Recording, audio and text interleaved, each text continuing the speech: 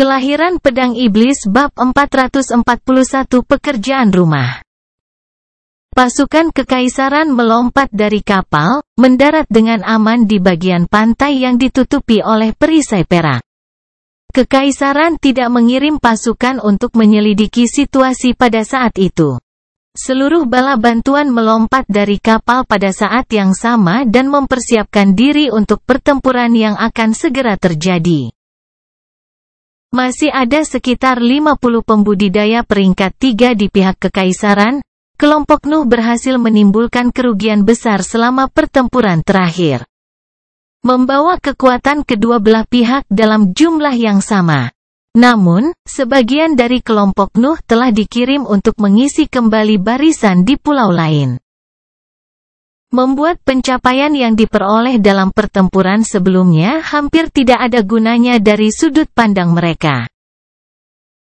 Berbagi beban cobaan yang dihadapi dunia adalah salah satu alasan mengapa manusia berkumpul bersama untuk membentuk organisasi. Nuh memahami pilihan para tetua.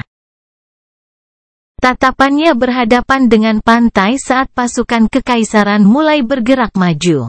Beberapa jebakan segera diledakkan. Paku yang berasap memenuhi area tersebut tetapi mengarah ke tentara dihalau oleh serangan kubah air. Pertempuran terakhir tidak menghilangkan penyihir peringkat 3 yang berspesialisasi dalam pertahanan dari pasukan musuh. Juga, angin sepoi-sepoi yang tampaknya lembut meniup di antara para prajurit. Mereka mengerjakan pekerjaan rumah mereka dalam 2 minggu ini. Nuh menghela nafas secara internal ketika dia melihat angin sepoi-sepoi. Dia menyadari bahwa para prajurit telah menemukan cara untuk melawan formasi KT. Angin sepoi-sepoi mencegah formasi bahan menumpuk di tubuh para prajurit. Formasi pelemahan KT hampir bisa diabaikan tanpa persyaratan itu. Mau bagaimana lagi, formasi sangat kuat dan bisa mengubah gelombang pertempuran jika mereka mengejutkan seseorang. Namun, mereka juga dapat dilawan, bahkan dengan metode sederhana dalam waktu yang sangat lama. Semakin kuat formasinya, semakin keras persyaratan untuk aktivasinya, semuanya memiliki kelemahan. Para prajurit pembangunan segera mencapai area di mana formasi KT taruh. Garis-garis bersinar muncul di medan tetapi tampaknya tidak mempengaruhi prajurit dengan cara apapun. Hanya pembudidaya peringkat 2 yang lebih lemah sedikit memucat ketika cahaya menyapu tubuh mereka tetapi mereka pulih dengan cepat. Pertahanan HIV tidak dapat menghambat kemajuan mereka. Melihat itu, Nuh memutuskan untuk bertindak. Bentrokan frontal pasti akan menyebabkan kerugian besar di pihaknya.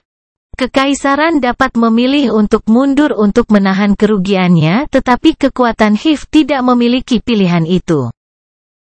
Mereka harus memegang kendali atas pulau-pulau itu.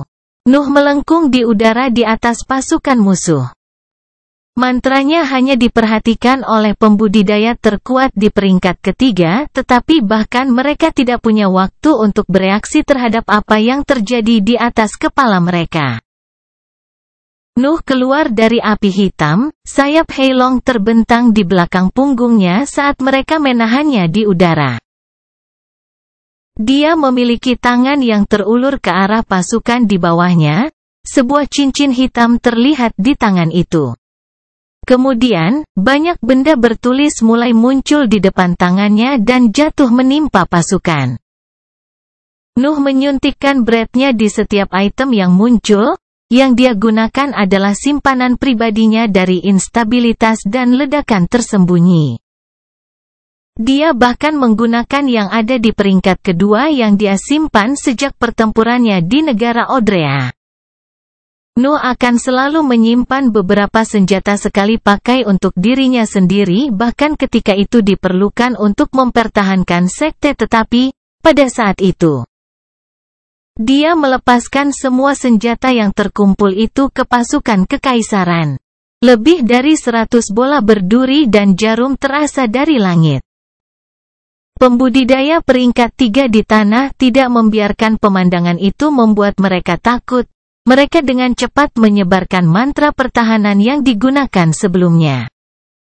Nuh terbang lebih tinggi di langit. Dia tidak ingin terlalu dekat dengan ledakan dan dia juga ingin menyembunyikan pemandangan. Dia meminum ramuan dari medan perang. Isi ramuan tersebut dengan cepat masuk ke tubuhnya, meningkatkan produksi energi mental saat dia memusatkan perhatiannya pada kejadian di bawahnya. Dia merasa seolah-olah pikirannya telah terbelah menjadi 100 bagian yang berbeda, masing-masing bergerak ke arah yang berbeda. Potongan-potongan itu melampaui dinding yang padat dan melemah, tetapi mereka tetap berhasil menemukan target mereka. Menyerang, Nuh memerintahkan ketika dia tahu bahwa rencananya telah berhasil. Yang benar adalah bahwa Nuh telah menyembunyikan cakar hantu di dalam setiap senjata sekali pakainya. Dia tidak pernah menciptakan banyak cakar hantu pada saat yang sama. Energi mentalnya telah terkuras dalam prosesnya, tetapi yang lebih sulit adalah mengendalikan setiap mantra yang berbeda. Itu sebabnya dia melarikan diri di langit untuk menggunakan obat-obatannya. Dia membutuhkan tempat yang aman untuk mengisi ulang energi mentalnya sambil mengendalikan cakar halus. Sasarannya adalah pembudidaya peringkat 3 di pasukan kekaisaran, terutama mereka yang menggunakan mantra pertahanan. Cakar halus meremas hati pembudidaya peringkat 3, mereka tidak dapat melihatnya di antara banyak ledakan yang bergema di sisi lain dari mantra pertahanan mereka. Konsentrasi mereka sedikit goyah, beberapa paku dan jarum berhasil melewati celah yang tercipta setelah kurangnya fokus itu. Juga, semburan mantra menghantam pasukan kekaisaran pada saat itu, semakin memperburuk stabilitas mantra pertahanan yang digunakan oleh para prajurit. Beberapa senjata Nuh, serta beberapa serangan, berhasil melewati pertahanan tentara dan mendarat di atasnya. Tangisan dan ledakan terdengar dari dalam kubah air, tetapi efek pastinya belum terlihat. Nuh tidak menunggu tentara mengatur ulang di dalam kubah, dia langsung memerintahkan orang-orang di bawahnya untuk menyerang penjajah. Gelombang pembudidaya yang menggunakan senjata bertulisan baru menyerang kubah air, hanya butuh beberapa rangkaian serangan sebelum mantra pertahanan dihancurkan. Mengungkapkan keadaan pasukan yang tidak terorganisir di belakang mereka. Senjata Nuh dan beberapa mantra yang berhasil menembus pertahanan itu telah membunuh banyak pembudidaya peringkat 2 dan melukai beberapa di peringkat ketiga, tetapi kekuatan kekaisaran masih lebih kuat daripada kekuatan Hif. Nuh terjun ke medan perang, dia tidak bisa melepaskan momen kelemahan yang diciptakan dengan menggunakan semua simpanan senjata sekali pakai. Namun, ketika dia hendak mencapai pembudidaya peringkat 3 yang tidak berdaya, petir dan bola api terbang ke arahnya. Tubuh Nuh dengan cepat berubah menjadi halus, mantra melewatinya tetapi tidak dapat menimbulkan kerusakan apapun. Namun, dia tidak bisa menghentikan momentum turunnya saat menggunakan mantra bentuk ethereal. Sosoknya mengembalikan materi hanya ketika dia hendak mendarat di tanah. Pasir naik di udara saat sayap Heilong mengepak untuk membuat Nuh mendarat dengan selamat. Tetapi fokusnya segera tertuju pada dua tentara peringkat 3 yang mendekatinya memegang senjata mereka. Kelahiran Pedang Iblis Bab 442 Binatang Buas Ajaib. Dua pembudidaya peringkat 3 di tahap gas mendekati Nuh begitu dia mendarat di medan perang. Heilong keluar di tempat terbuka ketika dia merasakan ancaman yang masuk itu. Apakah menurut mereka jumlah cukup untuk membuat saya kewalahan? Nuh bertanya-tanya ketika dia melihat bahwa pandangan kedua prajurit itu tertuju padanya. Mereka mungkin telah ditunjuk untuk merawatnya setelah prestasinya dalam pertempuran terakhir. Pedang dan pedang besar ada di tangan mereka, para pembudidaya itu mengandalkan seni bela diri mereka karena tingkat mental mereka yang buruk. Mereka adalah penyihir peringkat 3 tetapi tingkat lautan kesadaran mereka bahkan tidak mendekati tingkat kesadaran Nuh. Mau bagaimana lagi, mencapai peringkat ketiga dari pikiran saat berada di tahap gas sudah merupakan prestasi yang luar biasa. Nuh mungkin satu-satunya pengecualian di dunia itu. Namun, saat menghadapi Nuh, rendahnya tingkat pikiran mereka merupakan kelemahan yang fatal. Heilong menerkam ke arah pembudidaya yang memegang pedang besar.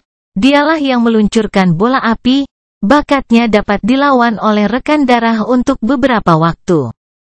Nuh, sebaliknya, berbalik menghadap pembudidaya petir, matanya yang merah mengeluarkan gelombang kejut mental yang ditujukan untuk pikirannya. Mantra itu berhasil mendarat di musuhnya dan retakan muncul di mana-mana di dinding bolanya. Kultivator petir menjatuhkan senjatanya, tangannya di atas kepalanya seolah berusaha menekan rasa sakit yang dialaminya. Kemudian, pengalamannya membuatnya meraih ramuan di dalam cincin ruangnya tetapi hubungannya dengan perangkat penyimpanan terputus karena sinar mental yang menusuk menghantam pikirannya. Bola mentalnya sudah diambang kehancuran setelah terkena mantra getaran mental dan tidak dapat menahan serangan lain. Dinding bola hancur dan laut yang merupakan pikiran pembudidaya tersebar di dunia. Mata pembudidaya petir menjadi tidak memiliki jejak kehidupan saat ia jatuh ke tanah. Satu pembudidaya panggung gas telah terbunuh dengan mudah. Mantra mental tremor sangat kuat. Hanya pikiran yang cocok dengan Nuh atau metode pertahanan melawan gelombang mental yang bisa menghentikannya. Tentu saja, kelemahannya adalah Nuh harus melihat kemana kepala musuh berada untuk mengarahkan sinar mental, tetapi mudah untuk mengejutkan para pembudidaya yang tidak sadar. Tubuh rekan darahnya yang setengah hancur jatuh di belakangnya. Nuh berbalik ke arah pembudidaya api yang pedang besarnya dikelilingi oleh api biru. Heilong dengan cepat merekonstruksi pengeluaran nafas Nuh dan menyerang lagi. Nuh mengikutinya melakukan 6 tebasan dengan bentuk ketiga Asyura. Pembudidaya api diserang oleh dua sisi.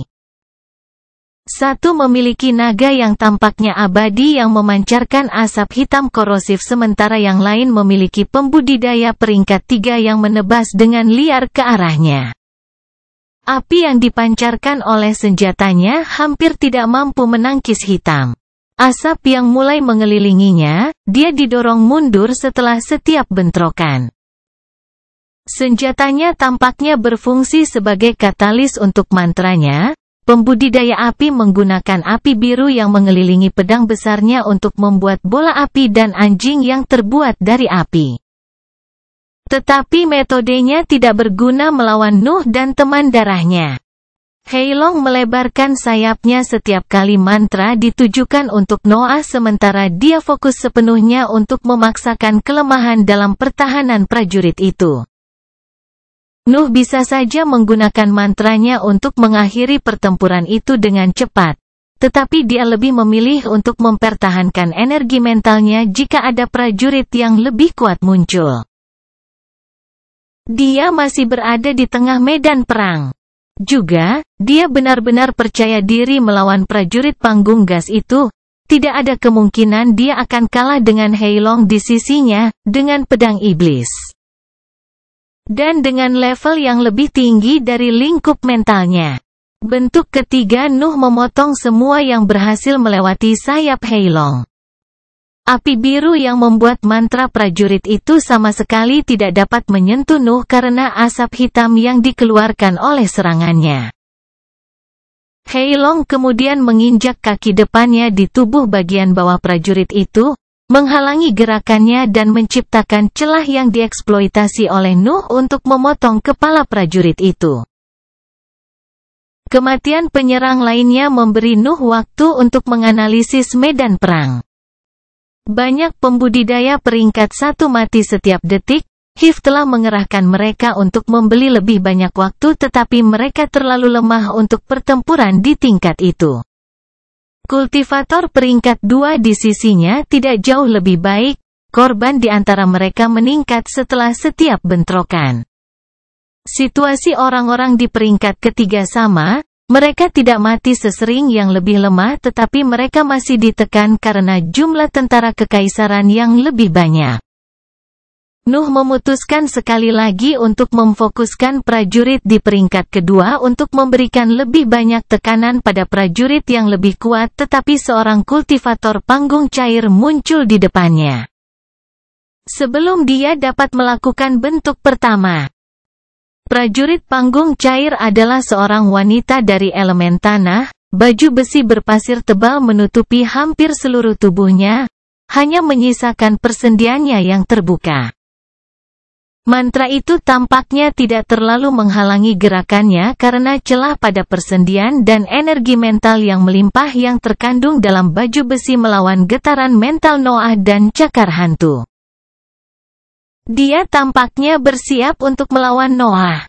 Nuh perlahan naik ke udara, sayap Heilong mengepak di belakang punggungnya saat dia melayang tidak jauh dari tanah. Dia harus menggunakan kekuatan penuhnya melawan pembudidaya di tahap cair dan salah satu metode terkuatnya adalah kecepatan terbangnya. Nuh tidak akan memilih untuk bertarung di tanah. Namun, sebelum dia dapat melancarkan serangan yang ganas, gempa bumi mengguncang tanah di bawahnya dan menghentikan pertempuran sesaat. Nuh berada di udara sehingga indranya tidak terpengaruh oleh gempa bumi. Dia dapat dengan jelas merasakan bahwa getarannya tidak terbatas pada pulau itu tetapi menyebar ke pulau-pulau terdekat. Kemudian, getaran tiba-tiba berhenti. Para pembudidaya hendak melanjutkan pertempuran mereka setelah hening sejenak, tetapi perhatian mereka tertuju pada pantai di mana sekelompok binatang ajaib peringkat 4 tiba-tiba muncul. Kelahiran pedang iblis bab 443 tentakel. Sekelompok gurita raksasa peringkat 4 muncul di pantai tempat para pembudidaya Hiv dan tentara kekaisaran bertempur. Ada sesuatu yang salah dengan binatang ajaib itu. Level binatang buas itu tampaknya persis sama. Mereka semua berada di tingkat menengah dari peringkat keempat. Semua pembudidaya peringkat 3 yang berada di dimensi terpisah dan yang berada di medan perang merasakan beberapa kesamaan dengan naga percobaan. Para prajurit kekaisaran hanya membaca beberapa laporan. Namun, semua orang tahu bahwa pemandangan seperti itu jarang terjadi di Kepulauan Coral. Kerangka luar karang ungu menakuti binatang ajaib di laut, menjaga pulau-pulau itu aman dari invasi makhluk-makhluk itu. Namun, mata mereka tidak berbohong, binatang ajaib benar-benar datang dari laut dan merangkak di pantai ungu. Kami menang. Nuh adalah orang pertama yang menyadari bahwa teknik penyalinan telah selesai dan tidak ada gunanya bertarung lebih jauh.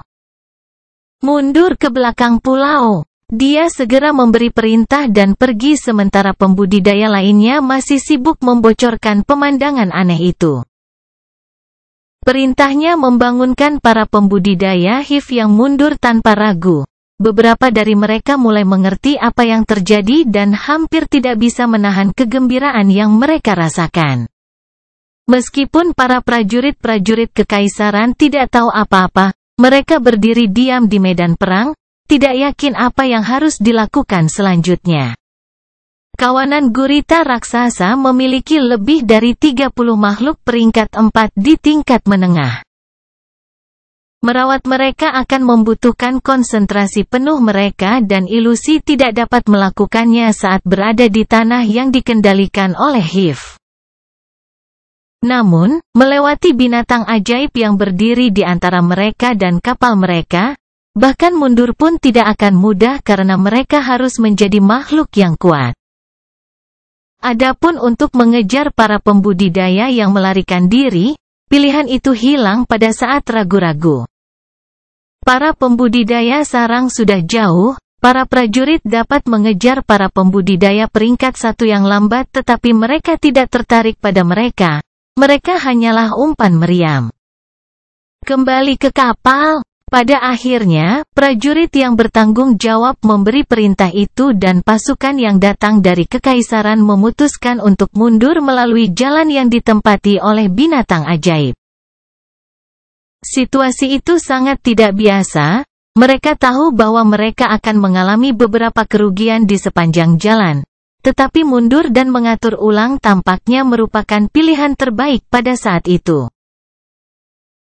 Tentara terbebani ke arah kapal mereka, itu ibarat gelombang yang siap menyapu gurita saat bergerak menuju laut. Namun, sebagian besar prajurit berada di peringkat kedua, hanya sekitar 50 dari mereka adalah pembudidaya peringkat 3, kekuatan kedua pihak lebih mirip dari yang terlihat. Gurita raksasa adalah sejenis binatang ajaib yang hidup di kedalaman laut, umumnya setinggi 10 meter dan dengan panjang tentakel. Mereka jarang muncul di permukaan.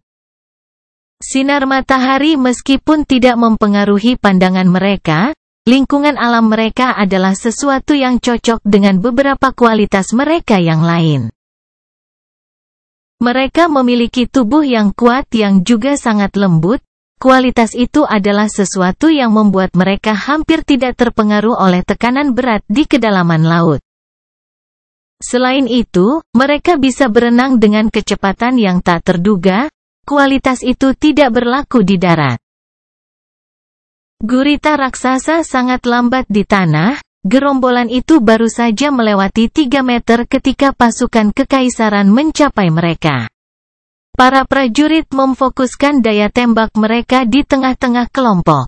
Mereka tidak dapat menghindarinya karena mereka masih terlalu dekat dengan kapal mereka sehingga mereka hanya memilih untuk memaksa pemblokiran. Kawanan binatang ajaib terkena semburan serangan yang diluncurkan oleh para prajurit. Serangan itu memfokuskan spesimen di tengah gerombolan dan langsung memusnahkan mereka. Membuka jalan yang bisa dilewati para prajurit. Gurita raksasa lambat di tanah, tetapi tentakel mereka hanya bisa mendapat manfaat dari tidak adanya tekanan laut. Segera setelah tentara memasuki barisan binatang buas untuk meraih kapal, serangkaian suara yang menyerupai derak cambuk memenuhi area tersebut. Tentakel gurita melesat dengan kecepatan luar biasa dan menciptakan gelombang kejut dimanapun mereka mendarat. Para pembudidaya yang terkena tentakel langsung tercabik-cabik. Bahkan mantra pertahanan dari mereka yang berada di peringkat ketiga tidak dapat menahan serangan sekuat itu untuk waktu yang lama. Namun, tentara mundur sepenuhnya, tidak ada yang menghentikan pelariannya untuk peduli dengan tentara yang ditabrak binatang buas. Kapal-kapal bertulis muncul di hadapan para prajurit segera setelah mereka melewati gerombolan binatang ajaib. Ekspresi bahagia bisa terlihat muncul di wajah mereka. Kapal-kapal itu adalah markas mereka dan prasasti di atasnya menawarkan pertahanan yang hebat. Mereka akan aman begitu mereka naik ke geladak utama mereka. Ekspresi itu tiba-tiba membeku karena tentakel berukuran 6 meter muncul dari laut dan melilit kapal terdekat. Prasasti di kapal menyala, perisai perak dikerahkan lagi dan menentang remasan tentakel raksasa. Namun, tepat di depan mata yang tidak percaya dari semua orang di pulau itu, lapisan pelindung melingkar yang mengelilingi kapal retak di bawah tekanan tentakel. Perisai kemudian benar-benar pecah. Memungkinkan tentakel untuk melilit lagi di kapal, hanya butuh beberapa detik untuk kapal langsung terkoyak menjadi 2 bagian di bawah serangan binatang ajaib besar itu. Bahkan Nuh yang menatap pemandangan dari kejauhan pun terkesima. Itu adalah binatang ajaib peringkat 5. Divine Demon mengatakan bahwa batas dari teknik penyalinan adalah peringkat heroik, tapi aku tidak menyangka Chasing Demon dapat menangkap makhluk peringkat 5. Pikirannya membuatnya percaya bahwa patriarknya telah menangkap dan mengikat binatang ajaib peringkat 5 hidup-hidup. Dia tidak tahu banyak tentang teknik penyalinan, tetapi dia sadar bahwa spesimen yang harus disalin harus berada di lingkungan tertentu yang dipenuhi oleh formasi dan prasasti. Patriark memang eksistensi peringkat 6. Nuh menghela nafas secara internal ketika dia menyadari jumlah kekuatan yang dimiliki oleh seorang kultivator yang begitu kuat. Dia duduk di tanah untuk menikmati pertempuran ketika dia menerima bahwa tidak ada lagi yang perlu dia lakukan. Kelahiran Pedang Iblis bab 444 makhluk yang kuat. Para prajurit kekaisaran melihat harapan mereka untuk melarikan diri dari situasi berbahaya yang lenyap dalam beberapa saat.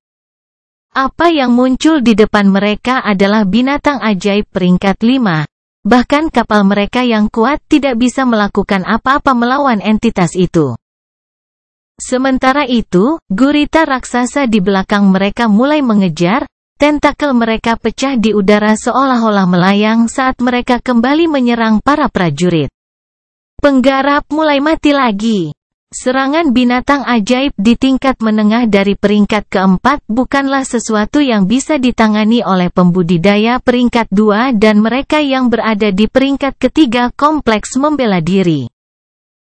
Untuk memikirkan orang lain, sebenarnya masih ada secercah harapan di benak mereka, sesuatu yang mereka tahu akan mampu menghadapi makhluk perkasa di laut. Cukup. Sebuah suara memenuhi pulau itu. Udara seakan berhenti, gurita raksasa di tanah berguncang, hanya tentakel besar yang terbungkus sisa-sisa kapal yang tidak terpengaruh. Seorang pria paruh-baya dengan ekspresi polos muncul di udara dan berjalan menuju kumpulan binatang ajaib. Dia memiliki rambut hitam pendek, tanpa janggut, dan sepasang mata gelap. Dia perlahan melambaikan tangannya dalam gerakan horizontal dan tiba-tiba, tanah bergetar lagi. Medan di bawah gurita raksasa mulai bergetar, rangkaian ular yang terbuat dari pasir muncul dari tanah dan menjerat makhluk-makhluk itu. Gurita mencoba menggunakan kemampuan lunak tubuh mereka untuk melepaskan diri dari ikatan, tetapi semakin banyak ular bangkit dari tanah seiring berjalannya waktu. Setidaknya ratusan di antaranya tercipta dalam waktu kurang dari 1 menit. Kemudian, ular-ular itu mulai mundur di tanah, membawa binatang ajaib yang terikat bersama mereka. Sekawanan gurita raksasa perlahan-lahan terkubur hidup-hidup, tidak meninggalkan jejak binatang itu.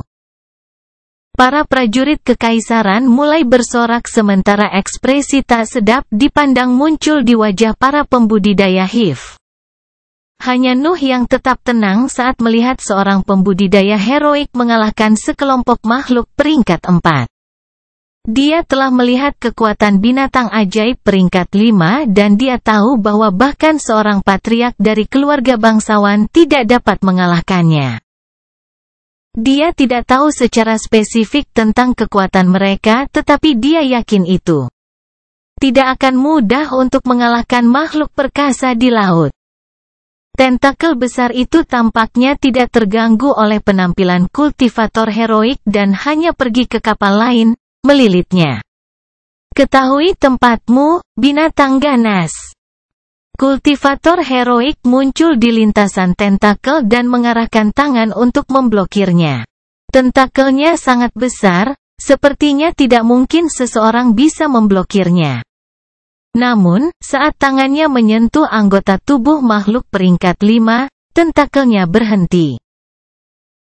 Ekspresi bangga muncul di wajah kultivator heroik dan sorakan para prajurit di pantai semakin meningkatkan suasana hatinya. Namun, ekspresinya tiba-tiba membeku saat mendengar tangisan yang dalam datang dari dasar laut.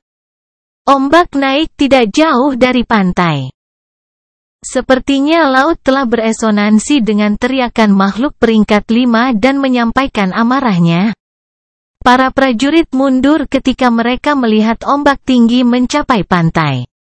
Ekspresi mereka menjadi khawatir ketika mereka mengangkat kepala ke langit dan melihat bahwa penyelamat mereka perlahan-lahan didorong mundur oleh tentakel binatang itu. Pria di barisan heroik berhenti bermain-main dan memutuskan untuk menjadi serius. Ratusan ular yang terbuat dari pasir muncul dari pantai dan meraih tentakel yang mendorongnya ke belakang. Ular-ular itu melilit tentakel. Beberapa di antaranya langsung pecah di bawah tekanan yang diterapkannya, tetapi pria itu hanya menciptakan lebih banyak dari mereka. Sedikit demi sedikit. Lebih dari 100 ular mengikat tentakel dan menghentikan gerak majunya. Prajurit heroik itu menghela nafas lega ketika dia melihat bahwa dia telah sepenuhnya memblokir anggota tubuh makhluk yang kuat itu. Tepat ketika dia hendak menarik tangannya, dua tentakel besar lagi naik dengan kecepatan tinggi dari laut dan langsung menghantamnya. Kultivator heroik tidak dapat bereaksi tepat waktu, tentakel yang baru tiba terlalu cepat. Sepertinya tidak mungkin mencapai kecepatan itu karena ukurannya. Namun demikian, pembudidaya heroik terkena kedua anggota badan dan dikirim terbang di kejauhan. Ular pasir di sekitar tentakel ketiga pecah setelah itu.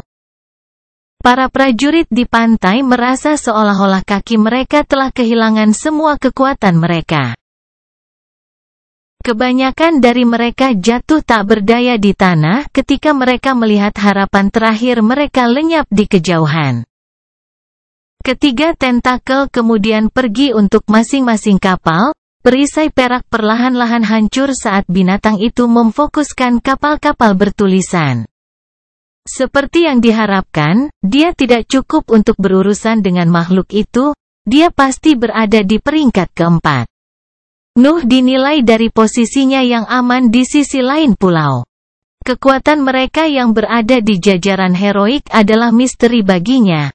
Tetapi dia tahu bahwa monster di peringkat kelima bukanlah sesuatu yang bisa dihadapi dengan mudah.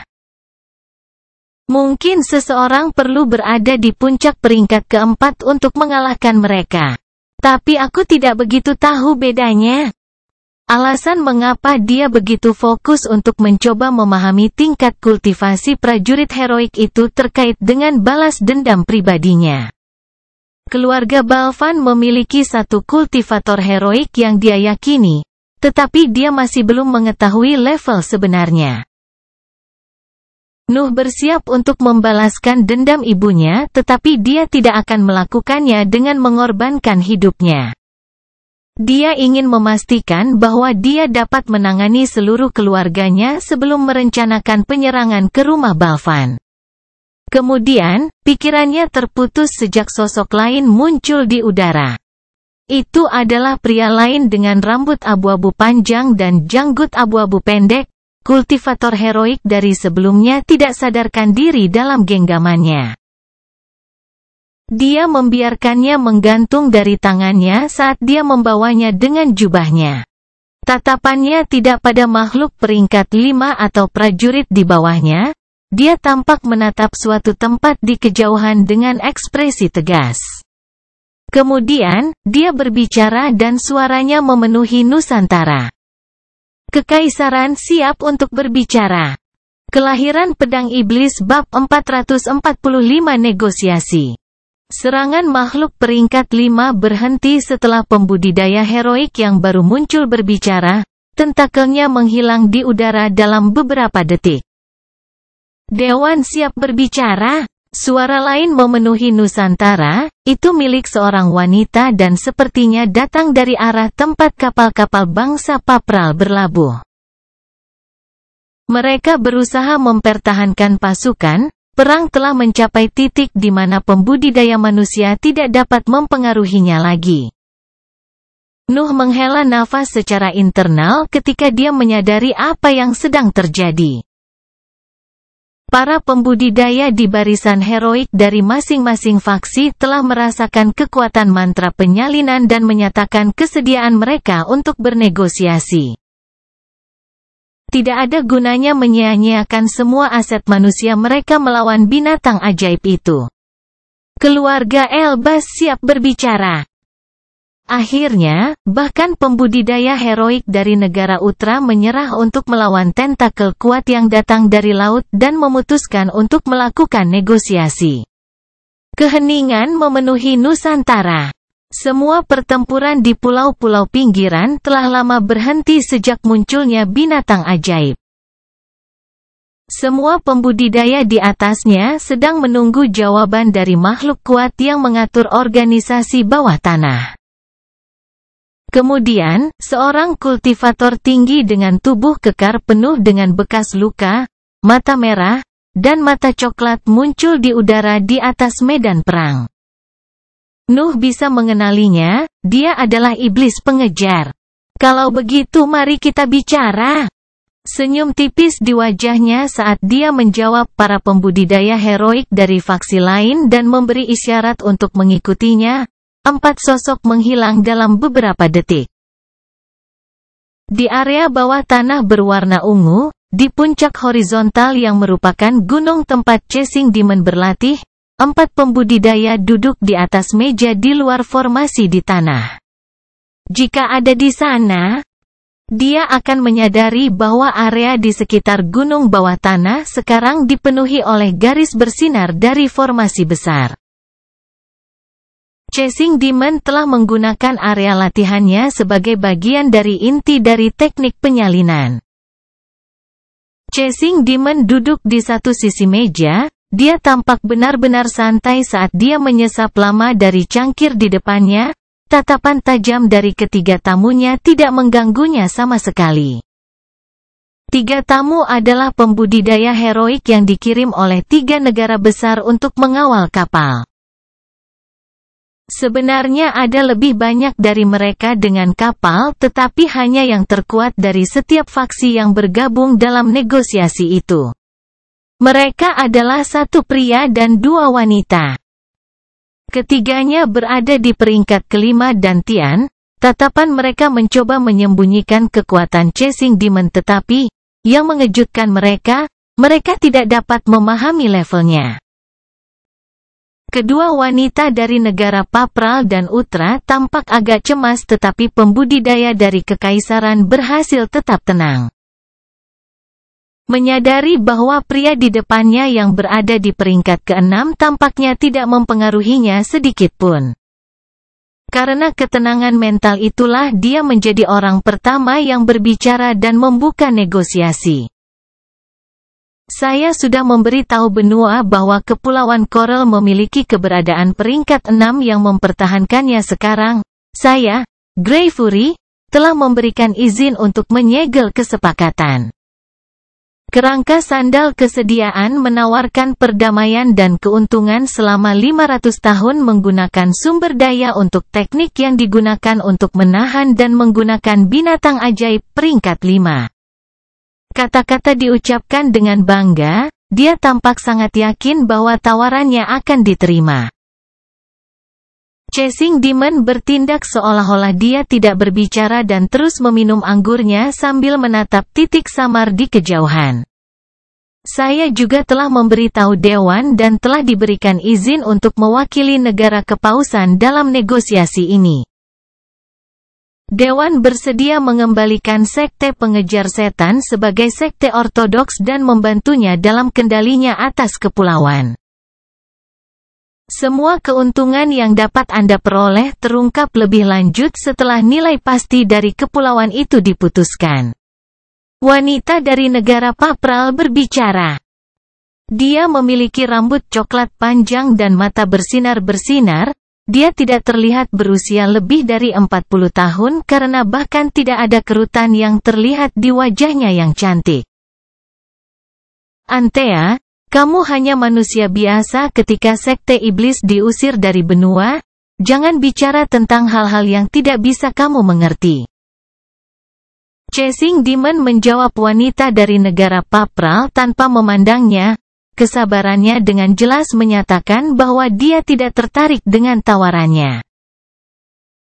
Saat itulah kultivator heroik dari bangsa Utra mengajukan lamarannya. Saya Lady Edna, keluarga Elbas mengucapkan selamat kepada Chasing Demon karena telah mencapai peringkat ke-6 dan berharap untuk menyegel kesepakatan yang dapat menguntungkan kedua organisasi. Dinasti kerajaan bersedia mengakui Kepulauan Coral sebagai negara merdeka selama aliran sumber daya untuk penelitian Royal Academy tidak terganggu. Lady Edna berbicara perlahan. Sepertinya ada sesuatu yang mengganggu pikirannya, tetapi dia akhirnya memilih untuk meninggalkan masalah itu nanti. Dia adalah kultivator heroik yang telah membantu Thaddeus dan Cecil dalam membuka tanah warisan eksentrik Thunder. Dia memiliki rambut emas biasa dari garis keturunan Elbas dan mata hijau. Posisinya di keluarga kerajaan juga cukup tinggi. Tawaran dari 3 negara besar di benua itu telah diajukan, sekarang terserah Chasing Demon untuk berbicara. Chasing Demon mengalihkan pandangannya ke atas meja, matanya tertuju pada cangkir yang hampir kosong di tangannya untuk beberapa saat sebelum dia memutuskan untuk berbicara. Kamu bisa berhenti berpura-pura, kita semua tahu bahwa kamu tidak akan melakukan serangan penuh di Nusantara. Kamu terlalu takut satu sama lain. Ekspresi tak sedap dipandang muncul di perwakilan benua ketika mereka mendengar kata-katanya. Kekaisaran saja sudah cukup untuk menghabiskan semua cadangan energimu dan merebut kembali kepulauan di bawah panjinya. Grey Fury mengeluh ketika merasa kehormatan negaranya diserang. Ya. Tapi melakukan itu akan membuka jalan untuk kolaborasi antara 2 negara besar lainnya. 3 wilayah pengaruhmu pasti akan berbenturan di beberapa titik. Apakah kamu benar-benar yakin bahwa negaramu sangat ingin dilemahkan sebelum itu? Saat dia mengucapkan kata-kata itu, Chasing Demon mengangkat matanya dan menatap Grey Fury yang telah menundukkan kepalanya untuk menyembunyikan ekspresinya di depan keberadaan yang perkasa itu. Suasana tegang tercipta segera setelah patriark dari Sekte Iblis Pengejar memutuskan untuk mengungkapkan pikirannya. Kelahiran Pedang Iblis bab 446 bersulang. Kata-kata Chasing Demon tepat sasaran. Jelas bahwa teknik penyalinan sangat kuat tetapi juga menghabiskan sejumlah besar kredit atau item lain yang mengandung blade untuk bekerja. Mereproduksi kekuatan binatang ajaib peringkat 5 bukanlah tugas yang murah. Jelas bahwa cadangan organisasi bawah tanah akan terkuras dalam perang yang berkepanjangan. Namun, selama cadangan tersebut masih ada, Kepulauan Coral hampir tidak dapat ditembus. Juga, satu-satunya cara untuk menguras cadangan itu adalah dengan memaksa aktivasi teknik penyalinan. Yang berarti bahwa pasukan dari benua harus melawan gelombang binatang ajaib yang tampaknya tak ada habisnya untuk sementara waktu. Organisasi bawah tanah tidak akan memiliki kesempatan untuk mempertahankan pulau-pulau untuk waktu yang lama jika 3 negara besar memutuskan untuk tetap bekerja sama tetapi kepulauan bukanlah fokus utama mereka. Situasi di benua itu tegang, kekaisaran terus berkembang sementara negara Papral dan Utra melakukan yang terbaik untuk mengamankan perbatasan wilayah pengaruh mereka. Pertempuran di antara mereka pasti akan terjadi di beberapa titik dan pemicu perang itu mungkin terjadi. Juga kerugian yang diderita saat mereka bertarung melawan monster yang diciptakan dengan teknik penyalinan.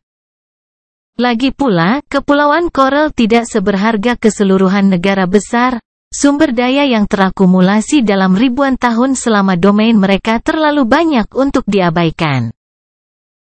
Menaklukkan kepulauan tidak layak untuk mengungkap kelemahan dalam pertahanan mereka.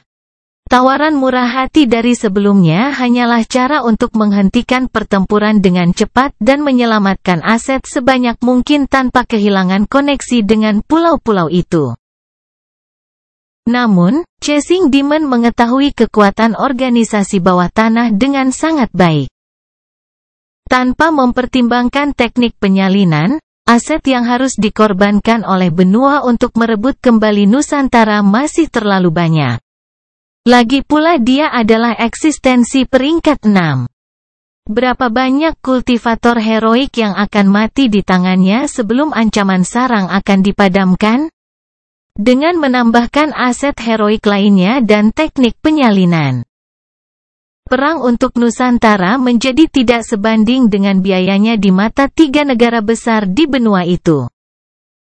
Lalu apa yang diusulkan oleh Chasing Demon sebagai solusi? Grey Fury bertanya, dia mewakili negara terkuat di benua itu, statusnya tidak membuatnya terlihat lemah di depan utusan lainnya. Pergi. Keluar dan jangan kembali. Kata-kata mengejar iblis bergema dalam kesunyian area bawah tanah, butuh beberapa saat bagi para pembudidaya heroik dari benua untuk sepenuhnya menerima makna di balik kata-katanya. Ekspresi marah dan kesal muncul di wajah mereka, tetapi mereka tidak berani mengundang, tidak takut di depannya. Bahkan kekuatan gabungan mereka tidak akan mampu menghentikan serangan dari peringkat 6. Bisakah kamu menjelaskan dirimu lebih baik? Antea butuh seluruh konsentrasinya untuk menahan amarahnya dan berbicara dengan sopan. Itu bukan waktu yang tepat untuk membiarkan emosi menguasai dirinya. Chasing Demon sepertinya tidak peduli sama sekali dengan situasinya, seolah-olah dia sedang memainkan permainan di mana dia tidak akan rugi. Dia mengambil waktu, sebuah kendi muncul yang melayang di udara dan secara mandiri mengisi cangkir di tangannya. Kemudian dia meneguk beberapa teguk sebelum menyimpan kendi dan akhirnya meminta jawaban dari tamunya. Kamu punya 2 pilihan. Dia merentangkan telunjuk dan jari tengah tangannya untuk lebih mengangkat kata-katanya. Anda dapat meninggalkan kepulauan.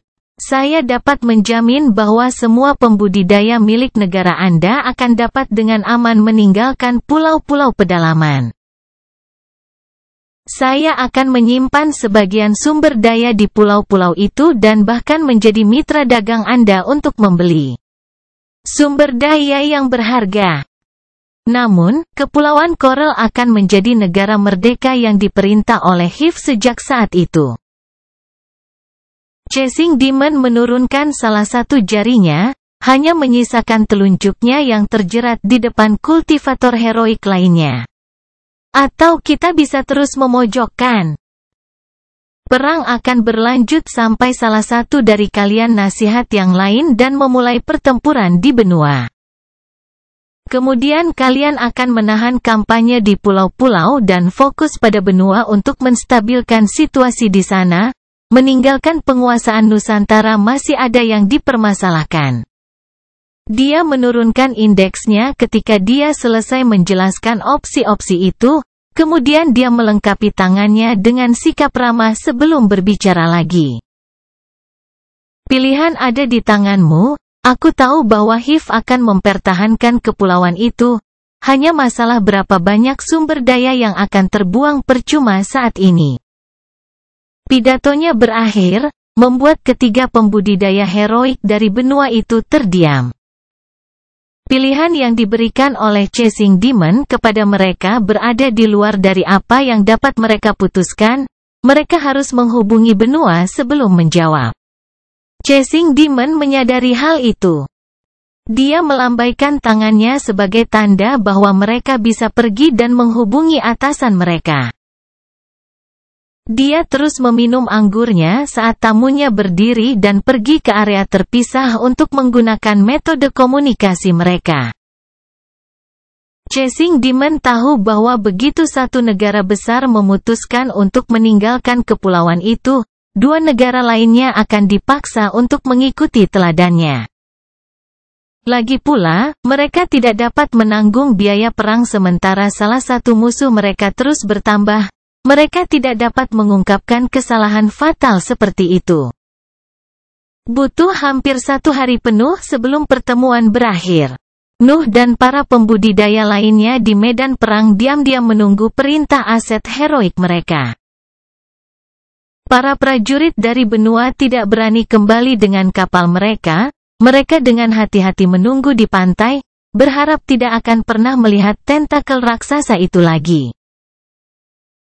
Kemudian, Chasing Demon dengan 3 utusan muncul di udara di tengah Nusantara. Semua warga kekaisaran harus mengepak barang-barang mereka dan di dekat pulau-pulau pinggiran, Kekaisaran Sandal secara resmi mengabaikan klaim apapun atas kepulauan itu. Penggarap bangsa Papral, pergi ke pulau-pulau pinggiran, kamu akan pulang. Bagian akademi kerajaan di Kepulauan Coral akan dibongkar hari ini. Kumpulkan semua penelitian dan bahan berharga dan pergilah ke pulau-pulau pinggiran, kamu telah dipindahkan. Kata-kata yang diucapkan oleh 3 pembudidaya heroik dari benua bergema di seluruh Nusantara. Apa yang bisa didengar setelah mereka adalah sorakan para pembudidaya yang tergabung dalam organisasi bawah tanah. Kelahiran Pedang Iblis bab 447 permintaan. Nuh berdiri saat sorakan para pembudidaya HIV memenuhi Nusantara. Perang telah berakhir, benua mengambil asetnya dari pulau-pulau, tidak ada lagi yang bisa dilakukan. Kurasa bertarung dengan teknik yang bisa menyalin binatang ajaib peringkat 5 dan keberadaan peringkat 6 terlalu banyak bahkan untuk benua. Nah, hal-hal akan berbeda jika benua memiliki front persatuan. Nuh dapat memahami keseimbangan yang lemah antara 3 negara besar di benua itu, bagaimanapun juga dia telah sering bepergian. Tidak sulit untuk menebak komplikasi yang akan terjadi setelah benua memutuskan untuk melanjutkan invasi. Tatapannya mengarah ke langit, di mana Chasing Demon berdiri dengan bangga di belakang 3 pembudidaya heroik yang mengawasi faksi masing-masing. Kemudian, Lady Etna mengalihkan pandangannya dari tanah dan berbalik menghadap Chasing Demon. Chasing Demon sedikit terkejut dengan perilakunya.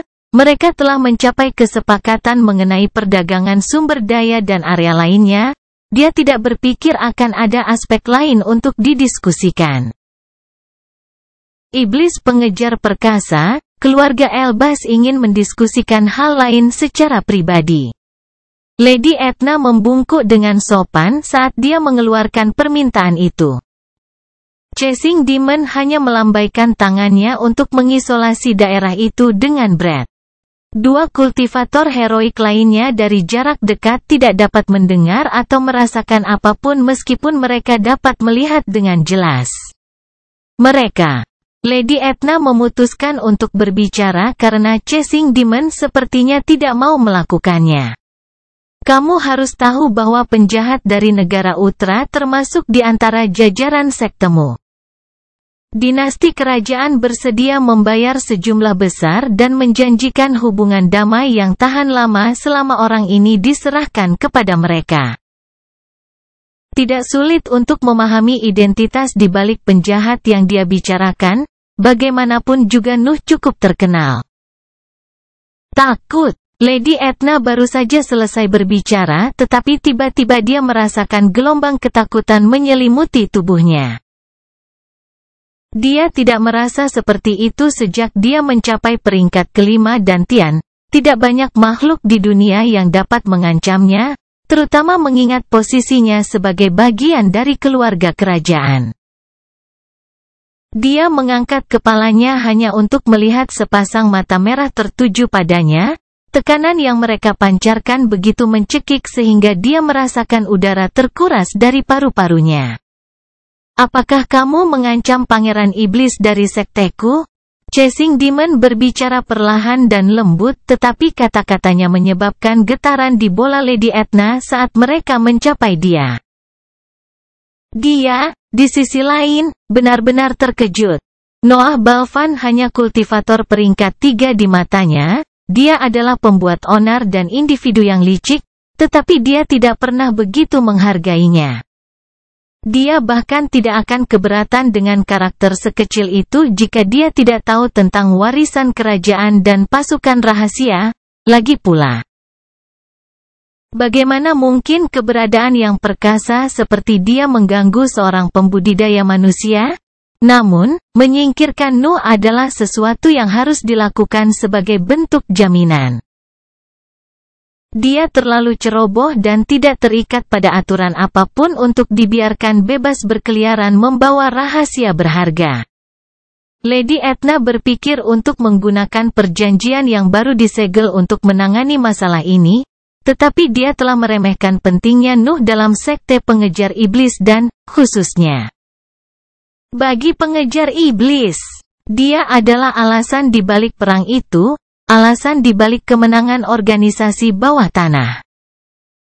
Bagaimana Lady Edna bisa tahu bahwa semuanya telah dimulai ketika dia mengambil warisan? Juga, Chasing Demon setidaknya akan mendengar harga yang Royals tawarkan dalam keadaan normal. Namun, warisan milik iblis ilahi, guru ilahinya. Chasing Demon dapat mendengar petunjuk tuannya lagi berkat Nuh, yang merupakan sesuatu yang sangat dia hargai, dan Nuh juga menerima pujiannya. Pengakuan tuannya terlalu berarti dalam pikirannya. Itulah alasan mengapa dia segera menunjukkan kekesalannya atas permintaan Lady Edna. Maafkan saya atas kelancangan saya. Saya akan segera pergi. Lady Edna membungkuk ketika dia mengerti bahwa dia telah melakukan kesalahan. Chasing Demon mempertahankan tekanannya untuk beberapa saat sebelum menariknya kembali dan membubarkan Brett yang mengelilingi mereka berdua. Lady Edna bernafas dengan kasar saat dia membungkuk lagi dan pergi ke arah fraksinya. Dia ingin kembali ke benua secepat mungkin. Dua pembudidaya heroik lainnya agak curiga ketika penghalang nafas telah dikerahkan, tetapi mereka menghela nafas lega ketika mereka melihat keadaan buruk di mana Lady Edna pergi. Mereka yakin bahwa negosiasi rahasia telah gagal. Mengejar iblis tetap di udara, pandangannya mengarah ke tanah menuju satu kultivator tertentu yang melihat ke arahnya. Nuh melihat bahwa patriarknya sepertinya melihat ke arahnya, tetapi dia tidak yakin karena jaraknya yang jauh. Dia juga tidak merasakan tekanan apapun yang datang darinya. Kakinya hampir tidak bisa meninggalkan tanah, tapi dia masih menatap langit. Seringai muncul di wajah Chasing Demon saat dia memikirkan Noah. Bahkan setelah pertempuran seperti itu, dia masih mengamati makhluk-makhluk di barisan heroik daripada beristirahat. Sepertinya tidak ada yang lebih menarik dalam pikirannya. Mengejar iblis kemudian mengalihkan pandangannya. Dia tahu bahwa akan butuh beberapa saat bagi organisasi bawah tanah untuk kembali ke ketinggian sebelumnya. Tetapi orang yang selamat dari pertempuran itu akan menjadi fondasi dari mana generasi baru pembudidaya yang kuat akan tumbuh. HIV sekarang memiliki bermacam-macam teknik kultivasi, metode nutrisi, dan mantra. Sumber daya yang berharga terikat untuk mencapai kepulauan karena monopoli HIV atas sumber daya tertentu. Perjanjian yang sebelumnya dicapai dengan pembudidaya heroik lainnya memastikan bahwa Kepulauan Coral akan mendapat manfaat dari setiap perdagangan. Aset heroik juga tidak tersentuh, membatasi kerugian para pembudidaya di barisan manusia. Teknik penyalinan harus diletakkan bahkan di pulau-pulau bagian dalam, tetapi perimeter kepulauan diamankan. Chasing Demon memiliki semua waktu yang diperlukan untuk menyelesaikan langkah-langkah pertahanannya. Secara keseluruhan, Kepulauan Coral pasti akan melihat kekuatannya tumbuh sekarang setelah menjadi negara merdeka. Hanya perlu waktu untuk memperkuat fondasinya. Kelahiran Pedang Iblis Bab 448 Rumah Besar. Hanya hitungan hari sebelum kekuatan hukum Nusantara benar-benar meninggalkan pulau-pulau itu, membawa barang-barang mereka dan sebagian dari sumber daya mereka bersama mereka. Bala bantuan dari benua telah menderita banyak kerugian. Kapal-kapal di pulau-pulau pinggiran yang selamat dari serangan makhluk peringkat 5 sudah cukup untuk membawa semua pembudidaya ke negara masing-masing. sebagai tempat yang sebagian besar diisi oleh para pembudidaya. Nusantara memiliki banyak pembudidaya peringkat 1 yang lahir di pulau-pulau itu dan tidak bergabung dengan organisasi apapun selama hidup mereka. Mereka tetap di tempat kelahiran mereka karena kapal-kapal dari benua tidak memiliki cukup ruang untuk mereka. Organisasi bawah tanah dengan senang hati menerima mereka.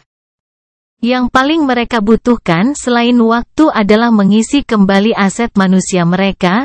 Mereka tidak dapat menyia-nyiakan semua warga itu sekarang karena mereka dapat mengesampingkan di tempat terbuka. Pertemuan panjang juga terjadi antara para pembudidaya heroik dari berbagai cabang sarang.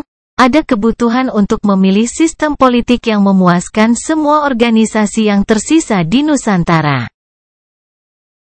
Atau setidaknya bisa menenangkan yang terkuat. Akhirnya disepakati untuk membuat sesuatu yang menggunakan ciri-ciri bangsa Papral dan bangsa Utra. Sekte Chasing Demon akan menjadi penguasa seluruh kepulauan Coral.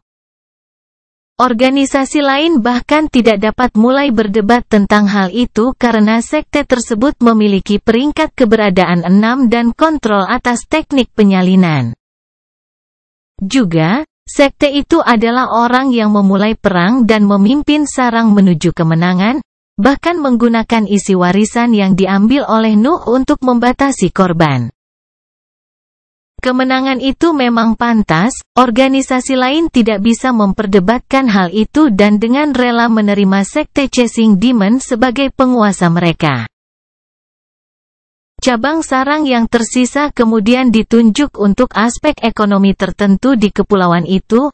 Organisasi yang lebih kuat memperoleh pekerjaan yang lebih menguntungkan sementara yang lebih lemah membiarkan mengurus pencarian di laut terdekat. Yang kuat akan mendapatkan cara untuk menjadi lebih kuat sementara yang lemah hanya bisa memakan sisa makanan.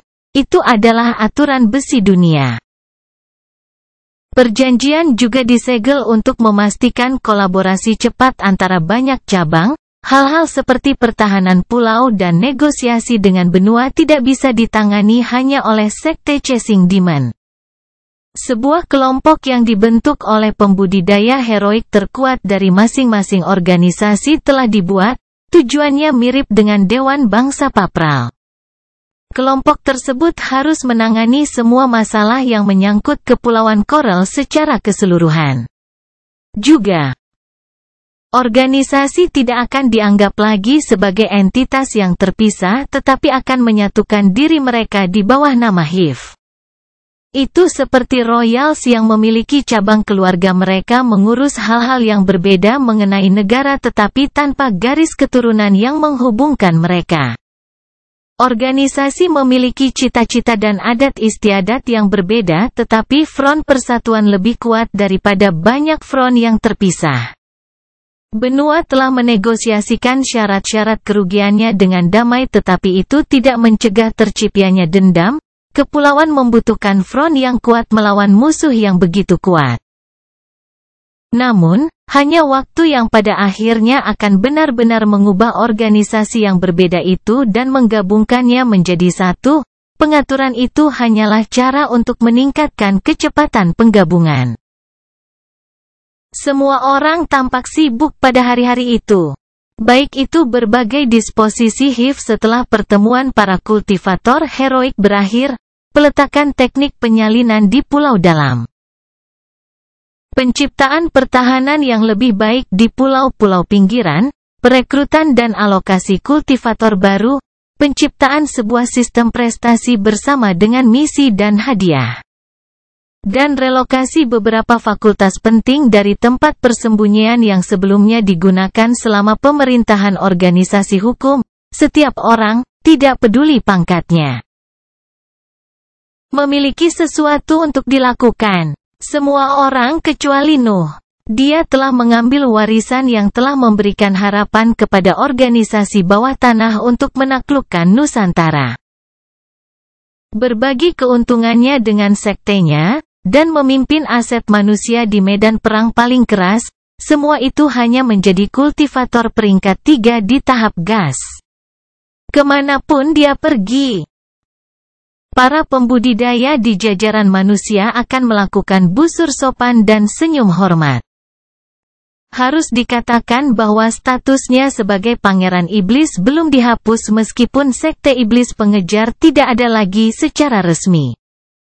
Tempat tinggalnya telah dipindahkan lagi, statusnya yang tinggi memberinya akses ke pulau-pulau pedalaman yang mewah yang pernah dikuasai oleh kekuatan sentral dari organisasi hukum.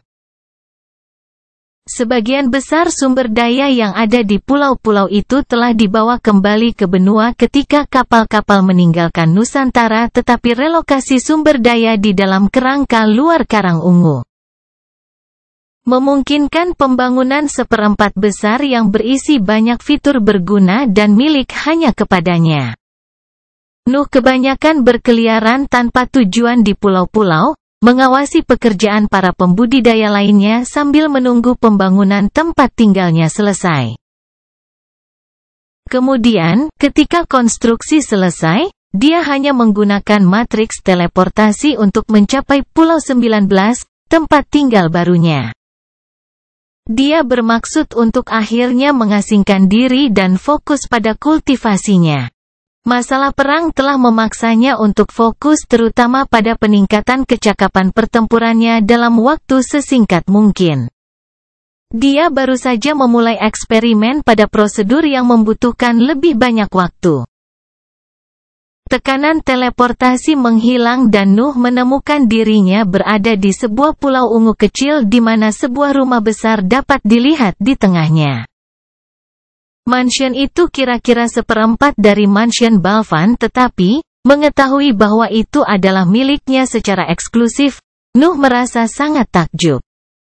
Apakah kamu menyukainya? Awalnya milik seorang bangsawan tetapi sekarang telah direnovasi dan diperbaiki untuk memenuhi standarmu, pangeran. Suara yang akrab memasuki telinga Nuh. Kata-kata itu membawa gelombang mental yang berat saat mencapai lautan kesadaran Nuh.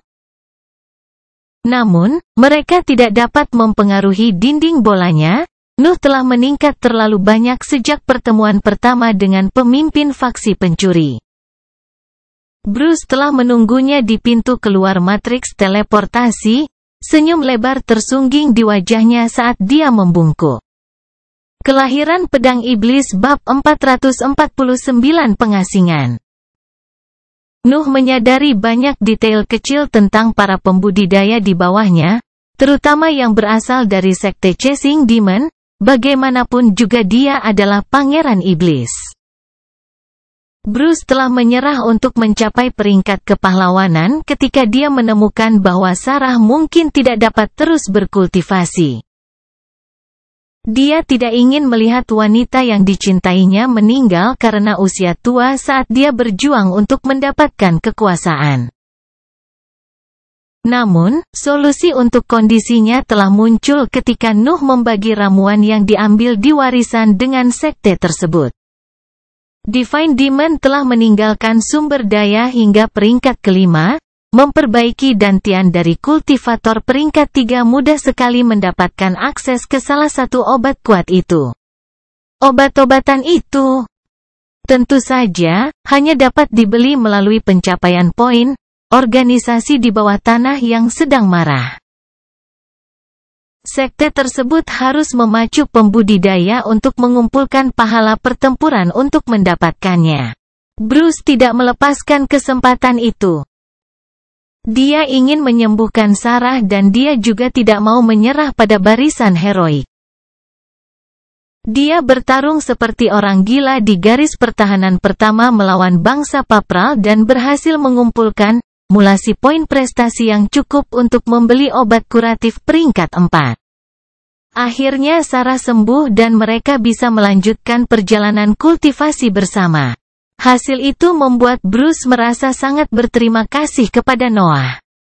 Dia tidak ragu untuk melamar posisi penjaga Pulau 19 ketika dia menyadari bahwa Noah ditempatkan di sana, dia merasa perlu membalasnya dengan cara tertentu. Noah sadar bahwa Bruce sekarang menjadi bagian dari pengawal pribadinya.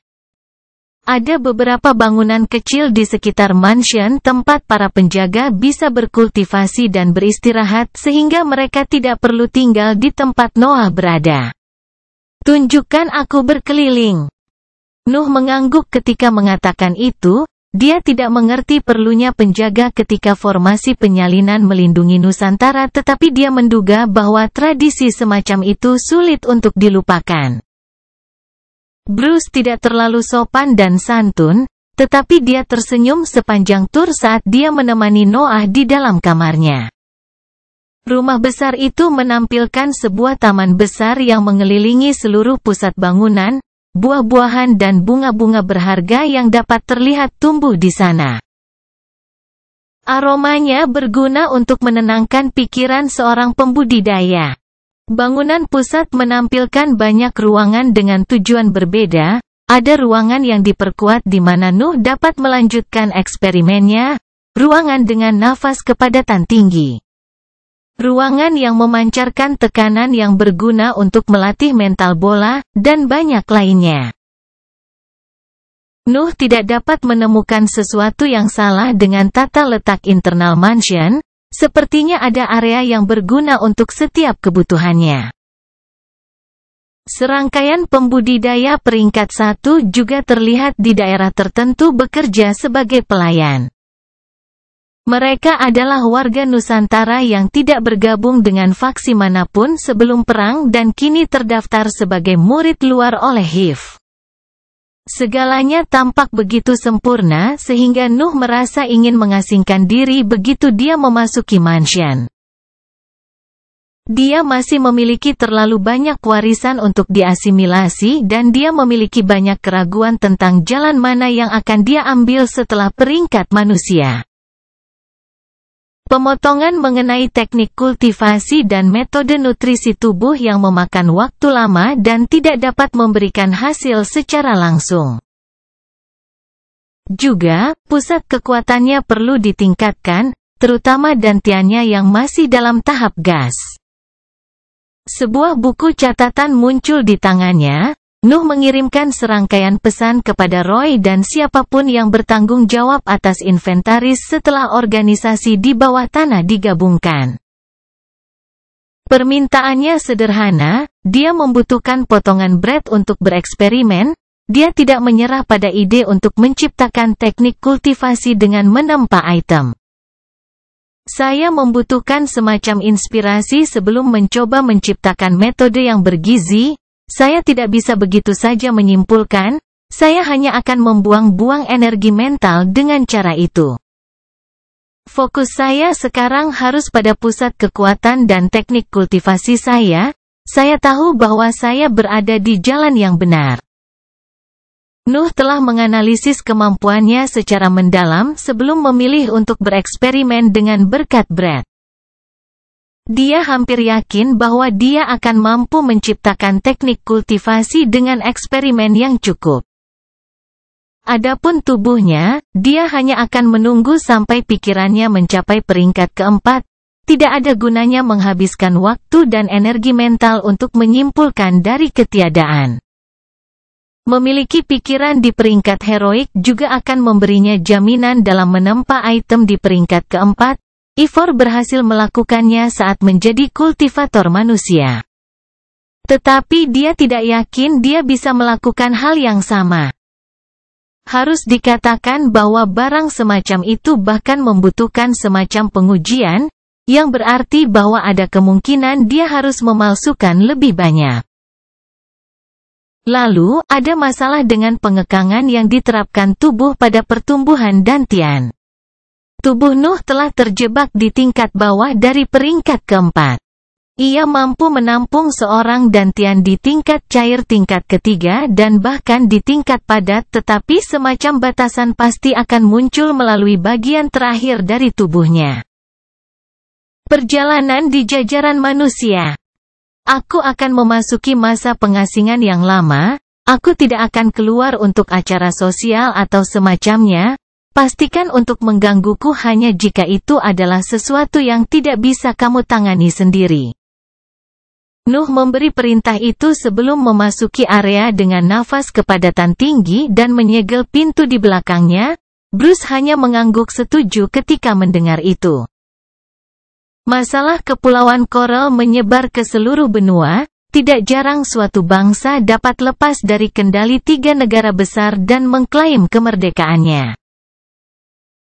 Peristiwa itu jelas menunjukkan bahwa ketiga negara besar itu memiliki kelemahan yang fatal, dirinya sendiri. Benua itu terlalu besar sementara mereka terlalu lemah. Mereka tidak dapat mempertahankan kendali atas semua negara di wilayah pengaruh mereka dengan ancaman negara-negara besar lainnya. Masa damai yang telah memenuhi benua sampai saat itu telah rusak. Banyak negara yang ditaklukkan atau dikepung memutuskan untuk memberontak dan berusaha mengklaim kemerdekaan seperti yang dilakukan Kepulauan Coral. Sementara itu, negara yang baru lahir milik HIV tumbuh jauh dari perjuangan di daratan, memanfaatkan tahun-tahun damai setelah penaklukan pulau-pulau itu. Kelahiran Pedang Iblis bab 454 tahun. Tahun-tahun berlalu di mana Kepulauan Karang berkembang dengan kecepatan tinggi. Masalah terbesar dalam perjalanan kultivasi adalah kurangnya sumber daya dan HIV sekarang memiliki persediaan gabungan dari semua cabangnya yang tersedia, mantra, metode nutrisi, dan teknik kultivasi yang lebih melimpah. Itu, ditambah dengan sistem prestasi yang relatif longgar, memungkinkan pembudidaya yang baru terdaftar dan anggota sebelumnya dari organisasi bawah tanah untuk meningkat dengan kecepatan tinggi. Ada misi yang cukup untuk memenuhi poin permintaan prestasi dari populasi kecil yang tersisa di Nusantara. Jumlah pembudidaya tidak dapat tumbuh dalam waktu sesingkat itu tetapi kualitas mereka meningkat tajam. Bahkan pembudidaya heroik melihat kekuatan mereka tumbuh berkat sumber daya yang diambil di warisan. Nuh tidak pernah keluar dari tempat tinggalnya selama periode perkembangan itu. Posisi Pangeran Iblis tidak terkait dengan tugas khusus apapun. Itu menjadi lebih mirip dengan status terhormat setelah organisasi di bawah tanah bergabung. Membuat Nuh bebas dari tugas apapun tetapi dapat meminta setiap jenis sumber daya dari inventaris. Mansionnya menampilkan area pelatihan khusus untuk setiap pusat kekuatan dan dia tidak kekurangan sumber daya. Tidak mungkin kekuatannya tetap sama dalam periode pengasingan yang lama. 4 tahun harus berlalu sebelum dia merasa terpaksa keluar dari mansionnya. Ada masalah yang tidak bisa diselesaikan oleh Roy atau siapapun yang menangani masalah manusia. Pokoknya tidak masalah kultivasinya, pusat pelatihan kekuatannya tidak pernah semulus ini. Dalam 4 tahun itu, kesadarannya telah mendekati puncak peringkat ketiga. Nuh menduga bahwa tidak akan lama sebelum dia mengalami kesengsaraan bumi. Lagi pula, Nuh telah menjadi penyihir peringkat 3 ketika dia baru berusia 23 tahun, tidak mengherankan jika dia berhasil mencapai peringkat keempat sekarang setelah dia berusia 32 tahun. Nuh tidak pernah mengendur, pelatihannya yang tanpa henti memungkinkannya untuk mempersingkat jumlah waktu yang dibutuhkan untuk mencapai variasi dan dukungan dari HIV semakin menguntungkannya. Kecepatan pelatihan itu pasti diharapkan. Gantiannya juga meningkat. Nuh menggunakan teknik kultivasi peringkat 4 untuk mengolah dan area yang akan membuat iri bahkan oleh pembudidaya peringkat 3 terkaya. Gantiannya dengan mudah memasuki tahap cair selama pengasingannya. Namun, pada saat itulah masalah muncul.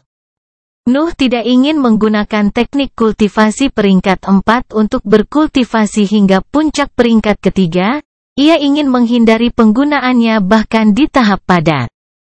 Itu sebabnya dia mendedikasikan banyak waktu pengasingannya untuk pengurangan teknik kultivasinya. Dia memiliki gambaran umum tentang cara kerjanya, tetapi tugas itu tampaknya jauh lebih sulit daripada yang dia perkirakan. Bukan karena dia tidak mencapai beberapa kesuksesan awal. Dia telah berhasil memodifikasi kepingan Brad untuk membuat mereka hanya menarik Brad dari elemen kegelapan dan dia bahkan mampu menambahkan kekuatan hisap melalui miliknya. Namun, jumlah berkah nafas yang hilang dalam proses itu sangat besar. Mineral yang diperoleh dari keluarga kerajaan sudah lama hilang dan dia mengandalkan sektenya untuk memiliki sumber daya yang konstan untuk eksperimennya. Juga, saat keberhasilannya meningkat, dia telah mencoba untuk menaikkan level dari potongan berkat Brad yang dimodifikasi dengan meningkatkan massa mineral yang akan dia padatkan. Dia membutuhkan item tersebut untuk berada di peringkat keempat. Itu menyebabkan pengeluaran sumber daya yang lebih tinggi yang pada akhirnya tidak dapat didukung lagi oleh sekte itu sendiri dan membutuhkan kolaborasi dari keseluruhan HIV. Tentu saja, Nuh tidak langsung mencoba memalsukan item di jajaran heroik dengan menggunakan berkah Brad. Dia pertama kali bereksperimen dengan pedang iblis karena dia lebih banyak berlatih dengan cetak birunya. Namun, bahkan dengan pusat kekuatannya yang ditingkatkan dan sumber daya berharga dari cincin dan inventarisnya, ciptaannya tidak mampu mengatasi barisan manusia. Dia telah menciptakan sepasang pedang iblis lain yang mendekati puncak peringkat ketiga, tapi itu adalah batasnya. Sepertinya tidak ada yang dia lakukan untuk mendorong level mereka lebih tinggi. Pada saat itu, dia baru saja melanjutkan dengan menempa berkat nafas karena menurutnya mereka memiliki jalur yang lebih jelas ke barisan heroik. Mereka hanya membutuhkan lebih banyak massa untuk dikompresi. Nuh keluar dari kamarnya dan muncul di taman yang mengelilingi mansionnya. Bruce jelas telah diberitahu olehnya dan sedang menunggu kedatangannya di luar taman. Bruce sedikit terkejut saat melihat Noah untuk pertama kalinya setelah kejadian selama perang. Nuh berusia lebih dari 30 tahun tetapi penampilannya masih muda, wajahnya tidak berubah sama sekali selama pengasingannya. Itu berarti levelnya telah meningkat sangat cepat sehingga umurnya tidak terpengaruh. Pembudidaya hanya akan berhenti menua jika mereka terus meningkat. Satu-satunya yang berubah adalah rambutnya yang sekarang mencapai tanah. Nuh tidak repot-repot memotongnya selama pengasingannya. Namun, keterkejutan Bruce bukan disebabkan oleh penampilannya melainkan oleh aura yang mengelilinginya. Penyihir akan memancarkan aura aneh ketika tingkat pikiran mereka meningkat. Bagaimanapun juga pikiran mereka membawa kekuatan, dunia di sekitar mereka pasti akan terpengaruh oleh kondisi mental mereka. Tidak terkecuali Nuh, dia memancarkan aura dingin yang cocok dengan kepribadiannya yang menyendiri, tetapi tampaknya ada semacam ketajaman yang ditambahkan padanya. Setelah merasakan aura itu, Bruce tahu bahwa pikiran Noah telah mencapai levelnya.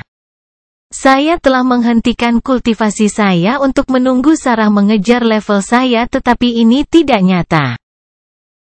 Itu adalah pikiran Bruce saat dia mencoba menyelidiki level Nuh, gelombang mentalnya yang berat tidak mampu melewati lingkaran cahaya tajam yang mengelilingi pemuda di depannya. Atur pertemuan dengan tetua Iris, saya memiliki beberapa hal yang perlu saya diskusikan dengan seorang tetua. Bruce mengangguk ketika dia mendengar perintah Noah tetapi senyum canggung muncul di wajahnya ketika dia mengambil buku catatan bertulisan dari cincin luar angkasanya. Pangeran, saya pikir Anda ingin berdandan sedikit sebelum itu. Hanya setelah Bruce berbicara, Noah menyadari keadaan pakaiannya yang compang camping. Pada dasarnya dia telanjang dengan hanya beberapa potong celana yang terbakar di pinggangnya.